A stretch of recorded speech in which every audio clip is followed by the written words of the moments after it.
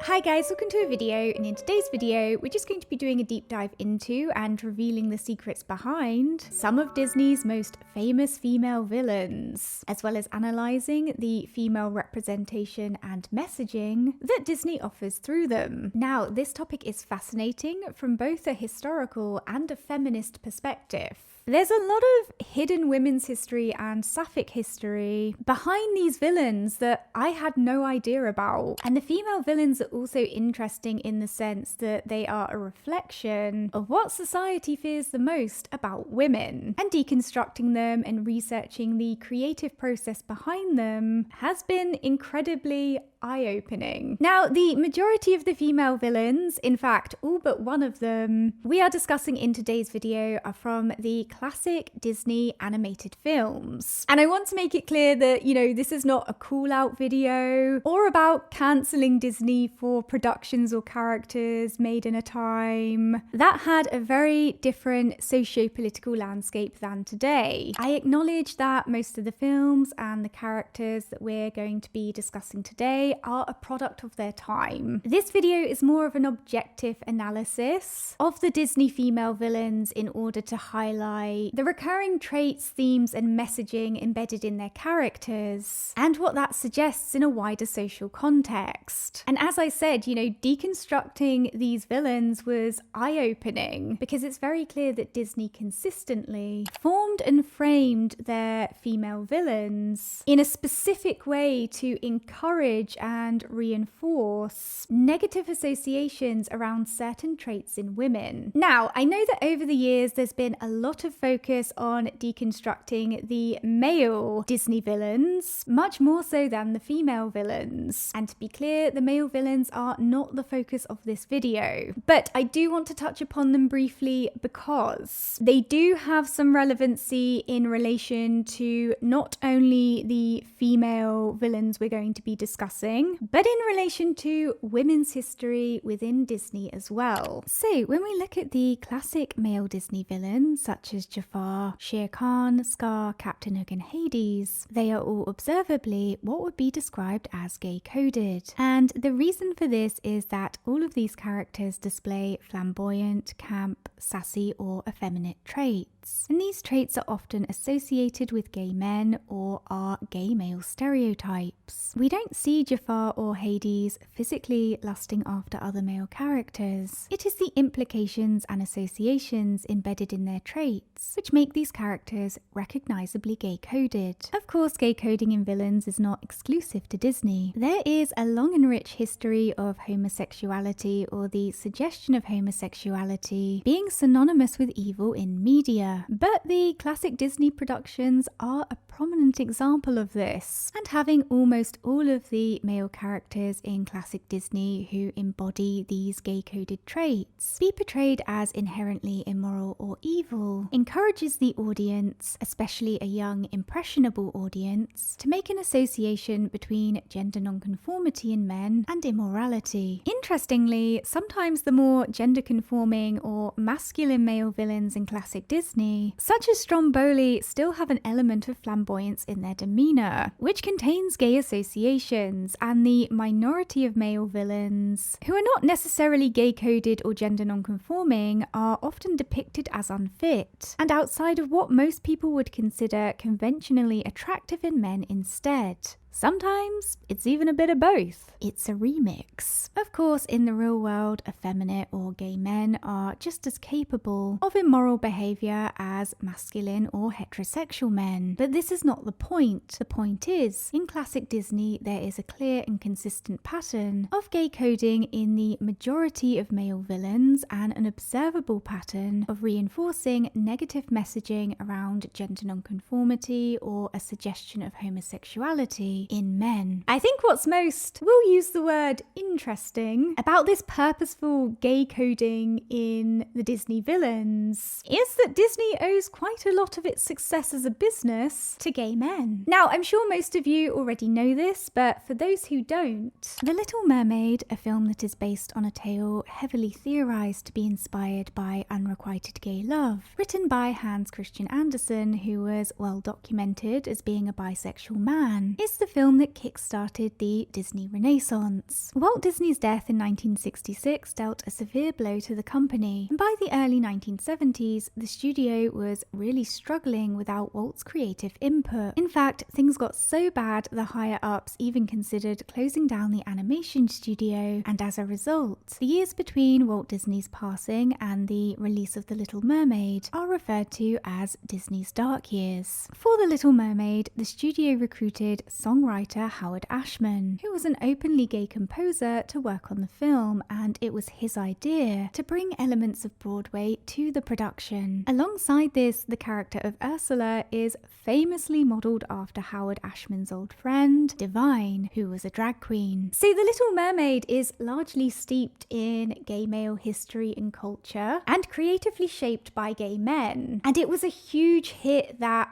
put Disney back on the map and gave them the blueprint for success, which benefited their future productions such as Beauty and the Beast, Aladdin and The Lion King, some of their most successful works basically, and allowed them to regain their title as the top provider for family entertainment. So some might say it's interesting that Disney lined their pockets off of the work of gay men, and owe quite a lot of their success to gay men, whilst consistently reinforcing negative associations around suspected homosexuality and gay male stereotypes in their productions. If we look at the male Disney heroes, they embody traits of masculinity and gender conformity, and for the most part in the classic Disney universe, we are encouraged to recognize masculinity, conventional attractiveness, and gender conformity as suggestive of good character. However, and here's where it gets interesting, one of the most gender conforming and masculine characters that Disney has ever produced is Gaston from Beauty and the Beast. And Gaston is not only a villain, but a large part of his villainy is connected to his overt masculinity. And it seems a bit strange for a male character who embodies masculinity, strength, and conventional good looks in the classic Disneyverse to be a bad guy, doesn't it? Well, here's what's interesting. The character of Gaston was imagined by screenwriter Linda Wolverton, and Wolverton was the first ever woman to write an animated feature for Disney with Beauty and the Beast. Gaston is largely her creation, who she based on ex-boyfriends. Gaston doesn't exist in the source material that Disney's Beauty and the Beast is based upon, and he was developed specifically for the production because the studio felt that the film would benefit from a strong, no pun intended, villain. So Gaston is Disney's first female created villain, and he is a reflection of all of the worst aspects of toxic masculinity that women are often subjected to. He disrespects boundaries, he has an inflated sense of self, he is entitled, and he does not care about how uncomfortable he makes Belle feel. All he cares about is what he wants. And Gaston is interesting because he's a woman's experience of men. He's not a man's experience of men. And it's very revealing how when it's a woman involved in the creative process, there's a significant shift in the traits and the messaging in both the antagonists and the protagonists we see on screen. Before Beauty and the Beast, all of the classic Disney films had male storyboard and script writers, which meant that both the male and female villains in these films were imagined and shaped by men. And even when the source material that some of these films are based upon were written by women, their characters and stories were still repackaged by men and presented through a male lens for the on-screen adaptations. So what you're seeing in the majority of villains in classic Disney are the traits that men fear, dislike, or find unappealing, which, when we observe the male villains, is gender nonconformity, a lack of masculinity, physical weakness or general unfitness, and a suggestion of homosexuality in men. And what men fear and dislike in women can be observed in the female villains, which is, well, let's get into it. So what's interesting, and this is why I wanted to highlight the fact that the male Disney villains are mostly gender non-conforming, is that in comparison to that, there are almost no gender non-conforming or masculine female villains in classic Disney, and this is tied into a couple of factors. Firstly, masculinity in women was and and is far more accepted than femininity in men. Even if it wasn't encouraged in women, it also wasn't necessarily feared in the same way. And if we look at the time period in which the classic Disney films were being produced, throughout the 20th century, a lot of the actresses in old Hollywood were famous for their gender nonconformity and were in fact sometimes celebrated for it. There is also the consideration of the two world wars that took place in this period,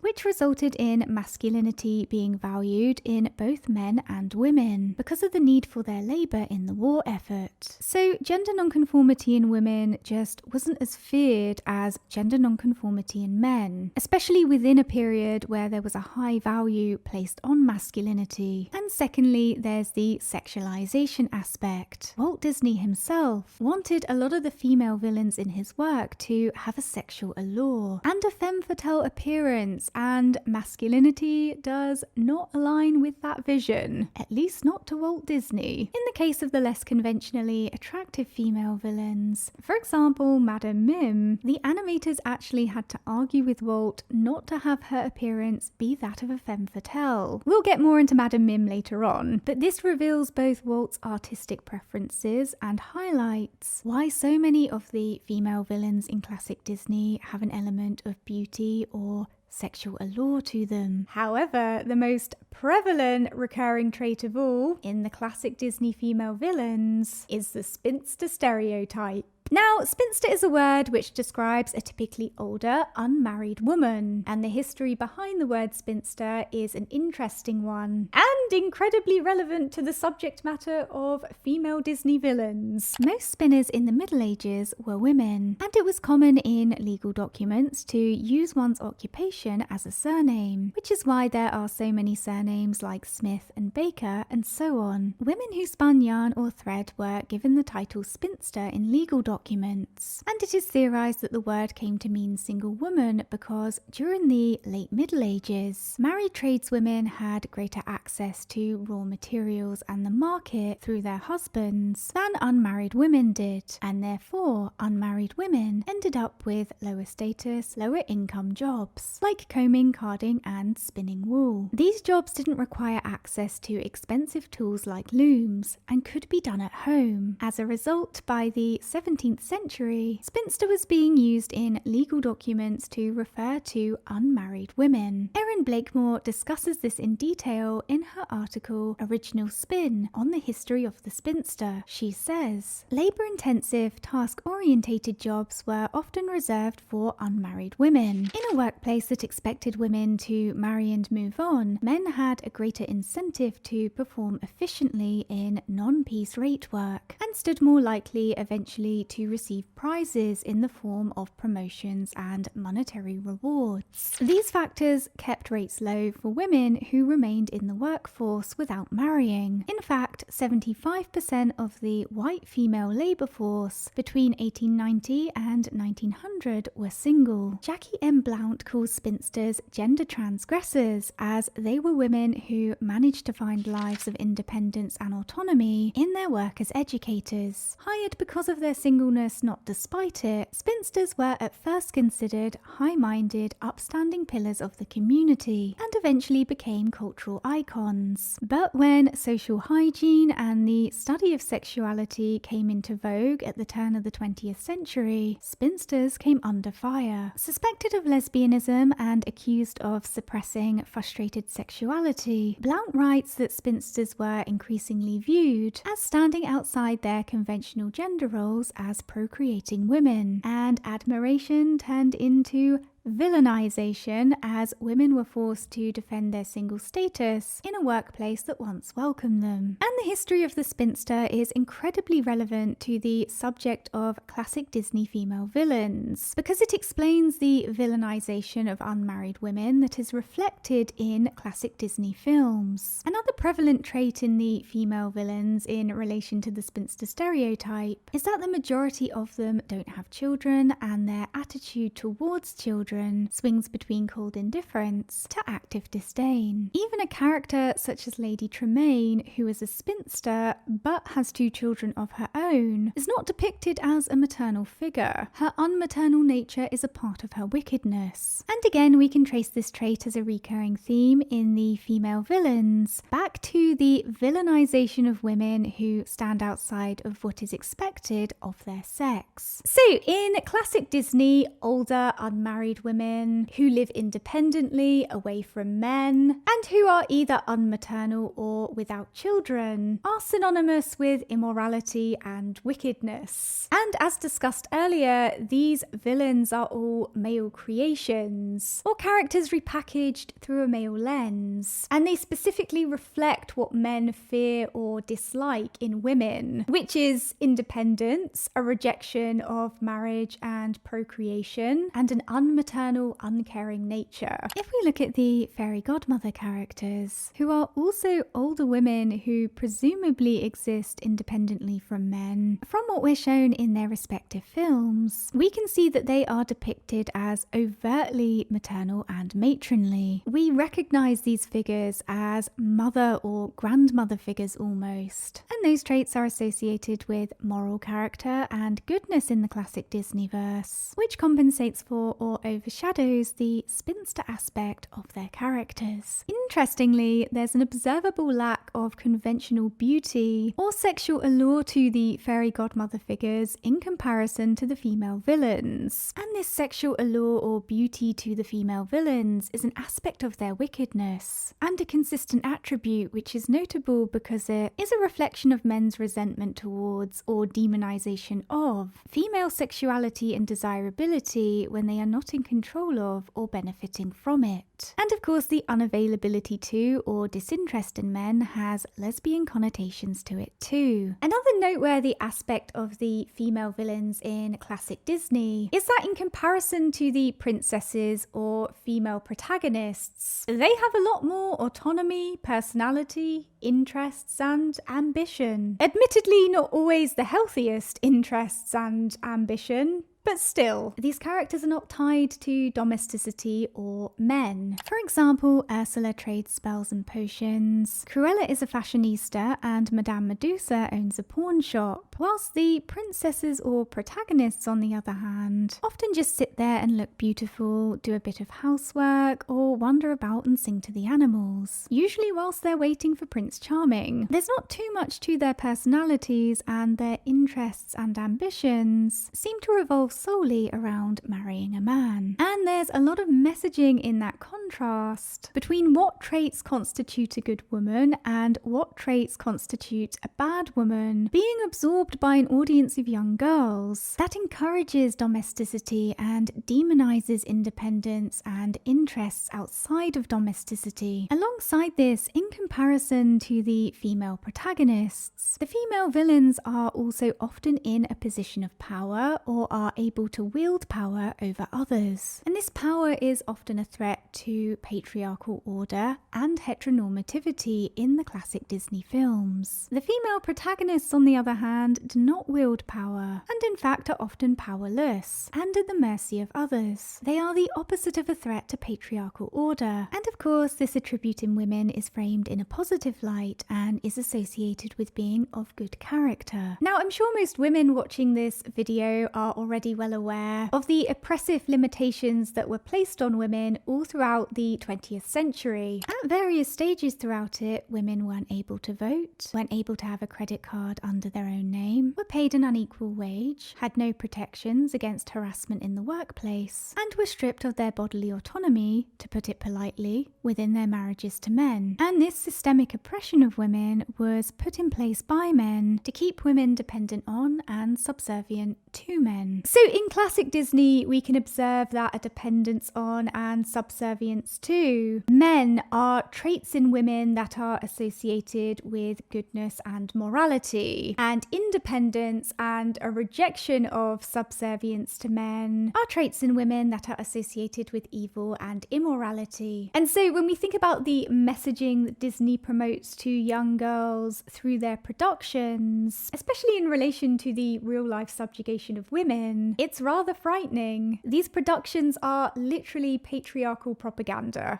As for the female villains being lesbian coded, it's slightly more complex than the gay coding in the male villains, which largely revolves around their gender nonconformity. However, it is similar in the sense that the female villains embody certain traits that have associations to lesbianism or that are stereotypical to lesbians. To start with, certain female villains have an otherness to them. For example, Maleficent, Madame Mim, and Ursula all live on the outskirts of polite society, and furthermore are figures who are socially rejected and feared. This parallels lesbian experience in that lesbians are a minority who aren't included in mainstream heteronormative society and culture. They are othered, and because homosexuality was and is feared, lesbians have had to or have to deal with social rejection in relation to that. As mentioned earlier, the majority of female Disney villains are unmarried and childless, and there has long been an association between unmarried childless women and lesbianism. Historically speaking, lesbians, if they had a choice in the matter, wouldn't marry or have children because they had no romantic interest in men. That's not to say straight women who, again, had a choice in the matter, always wanted to be married or have children either, especially when marriage meant giving up their autonomy. It's just that marriage and children were often the natural conclusion for women who were romantically involved with men due to societal pressures, expectations, and biology. So when a woman diverged from the expected path, it resulted in a suspicion of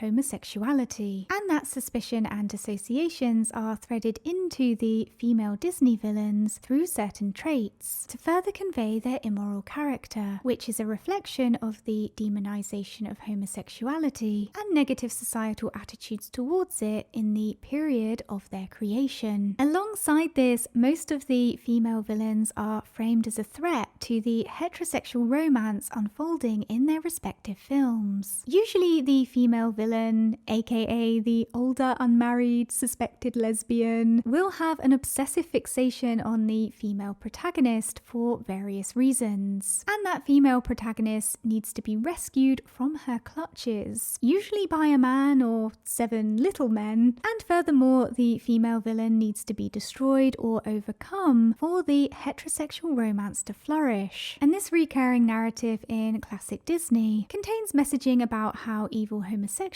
women pose a threat to righteous heterosexuality, which serves to reinforce negative associations around homosexuality and promote and uphold heteronormativity. Overall, the lesbian coding in the female villains is slightly more subtle and layered than the gay coding in the male villains, but still very much there. And speaking of layered, interestingly, there are some real-life Sapphic connections attached to certain Disney female villains, as well as some hidden women's history too, which we're just about to get into in the character focus section of this video. The first character we are going to be looking at is Cruella de Vil, who is the main antagonist from the 1961 film 101 Dalmatians. 101 Dalmatians is based on Dodie Smith's 1956 novel The 101 Dalmatians, and the character of Cruella de Vil is based upon the villain of the same name from the novel too. Interestingly, in the novel, Cruella had a husband which was not included in the Disney adaptation, exemplifying how Disney purposefully reshaped the female villain as a spinster figure for the film. And furthermore, her character in the novel also contains feminist elements, and those elements are framed in an exaggeratedly negative light in not only Smith's work, but in the Disney adaptation too. For example, in the novel, when the character of Mrs. Dearly, the character who Anita Radcliffe is based upon in the Disney adaptation, asks Cruella what her married name is, Cruella responds that, "My name is still de Vil. I am the last of my family, so I made my husband change his name to mine." And it's interesting that this subversion of patriarchal customs and Cruella's self-assertiveness are framed as negative traits and make up a part of her villainous character. When a husband expects a wife to take his last name, that's par of the course. But when a wife expects a husband to take her last name, that's egotistical and suggests ill character. In the Disney adaptation, it's observable that Cruella is a figure who very much much challenges the patriarchal order and expectations of women. She's older and unmarried, she has no fear of men whatsoever and is not subservient to them. She asserts herself, sometimes with violence, and she looks down upon domesticity, even berating Anita for participating in it. And in relation to this aspect of her character in particular, one thing that's observable in the Disney film is at the beginning of it, when Pongo is talking about how Roger needs a mate, the scene pans to the mess that he's living in, which implies that Roger needs a female to come and perform domestic labour for him because he's too lazy or unaware to clean up after himself, which not only highlights the expectations placed on women at that time, but it's also interesting to see that those expectations of free labour from women are coming from the good/hero character, and that the disdain towards domesticity is coming from the bad/villain character. There's a lot of anti-feminist messaging and patriarchal propaganda embedded in that. Interestingly, in terms of her name, Cruella de Vil is a pun on both cruel and devil, but the real inspiration behind it is actually the Rolls-Royce 2530 Sedanka de Vil motorcar, which Dodie Smith purchased in 1939 and often rode around in with her pet Dalmatian named Pongo. As a fun fact, the vehicle later became the cartoon model for Cruella's own motorcar in the Disney adaptation. Cruella was voiced by Betty Lou Gerson and animated by Mark Davis. Davis claimed that Gerson's vocal performance was his greatest inspiration when it came to creating the character of Cruella. But other inspirations for Cruella included the actress Mary Wicks, who was the physical model for the character, and the actress Tallulah Bankhead, who Cruella's personality and mannerisms were based upon. Bankhead was extremely thin, had arched eyebrows, lived a life of luxury, was a restless force of nature, smoked around 120 cigarettes per day, and cared very little for how she was received. All traits that Cruella possesses. Furthermore, according to David Brett's 2017 biography, Tallulah Bankhead, Bankhead suffered from manic narcissism throughout her life and was once expelled from a convent for throwing ink at the Mother Superior. In Smith's novel, The 101 Dalmatians, it's revealed that Cruella was expelled from school when she was caught drinking ink, which could well be a coincidence, but is an interesting parallel between the two nonetheless. Another likely coincidental yet interesting connection is that Bankhead was openly bisexual with a preference for women, and was and is often referred to as a lesbian, which creates an interesting layer to the lesbian coding aspect in Cruella's character. Like the majority of classic female Disney villains, Cruella is in opposition to, or has a disdain towards, the main heterosexual romance unfolding in the film. Cruella despises Roger and Anita's relationship with him, which alongside the spinster aspect of her character also contributes to the lesbian coding or connotations in her character too. Overall, from looking at Cruella's character, she's generic in the sense that she ticks almost every single female Disney villain trope box there is. But what's unique about her character is, in between all of her less desirable or antagonistic traits, her feminist elements are slightly more overt and nuanced than what is observable in a lot of the other villains. And it's interesting to see how those elements of her character are framed in an exaggeratedly negative light and make up a part of her villainy in not only the film, but the source material the film is based upon as well. Next we have the evil queen from the 1937 film Snow White. Snow White is based on the 1812 German fairy tale by the Brothers Grimm, which was first written down in the early 19th century under the name of Schneewittchen. In the Grimm's 1812 version of Snow White has an evil mother instead of an evil stepmother. It's only in later versions of the tale that Snow White's mother dies and an evil stepmother takes her place. So it's uncertain if Disney chose to make the evil queen a stepmother instead of a mother in order to reshape her to fit the childless spinster archetype, or if they were simply inspired by the later versions of the Grimm's tale and thought the resentful step-parent stereotype would accentuate the evil queen's villainous aspect.